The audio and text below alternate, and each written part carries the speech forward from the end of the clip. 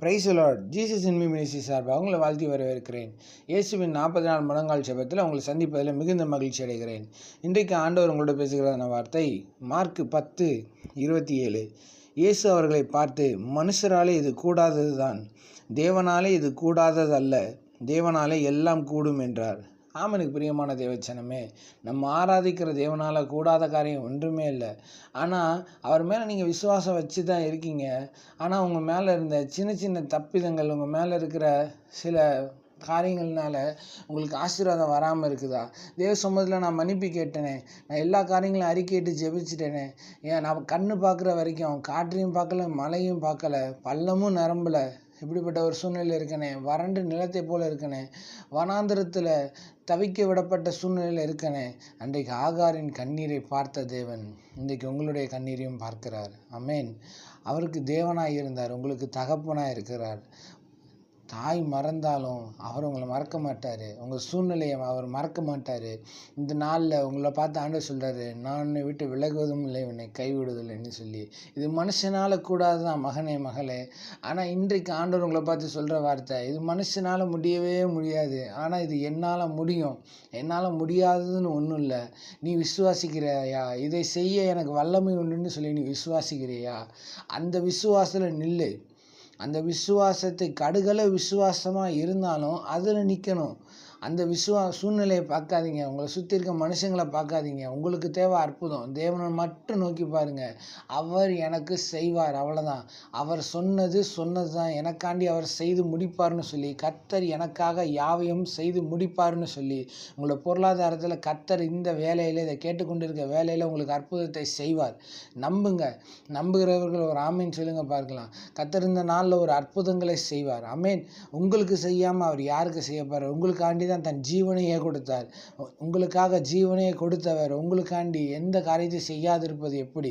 பாருங்க, தன்னுடைய சொந்த குமாரன்னு பார்க்காம சிலுவை பாடுகளுக்கு ஒப்பு கொடுத்தார், உங்களுடைய பாவங்கள் உங்களை விட்டு நீங்கும்படியாக.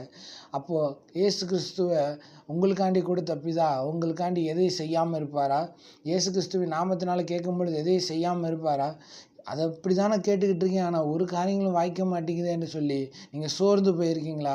சோர்ந்து போகாதீங்க. இந்த நேரத்தில் கர்த்தர் சொல்கிறாரு, உன் விசுவாசம் தேவைப்படுது மகளே, உனக்கு ஒரு அற்புதம் செய்கிறதுக்காண்டி வந்திருக்கிறேன். இந்த அற்புதத்தை செய்யணும்னா உன்னோட விசுவாசம் பலமாக இருக்கிறத நான் எதிர்பார்க்குறேன். ஒரு கடுகளவு விசுவாசத்தை எதிர்பார்க்குறேன். ஒரு கடுகளவு விசுவாசத்தை நீ வச்சேன்னு சொன்னால் இந்த நாளில் உனக்கு நான் அற்புதம் செஞ்சிருவேன். இப்போ உனக்கு அற்புதம் செய்யும்படியாக அவன் பக்கத்தில் இருந்து நிற்கிற மகளேன்னு சொல்லி, மகனேன்னு சொல்லி கர்த்தர் நிற்கிற. உன் கர்ப்பத்தில் ஒரு அற்புதத்தை செய்கிறதுக்கு உன்னோட முழு விசுவாசத்தையும் நான் எதிர்பார்க்குறேன் மகளேன்னு சொல்லி கர்த்தர் வந்து நிற்கிறாரு. இன்றைக்கி உங்கள் பொருளாதாரத்தில் சூழ்நிலையில் அற்புதத்தை செய்ய கர்த்தர் உங்கள் பக்கத்தில் நிற்கிறாரு.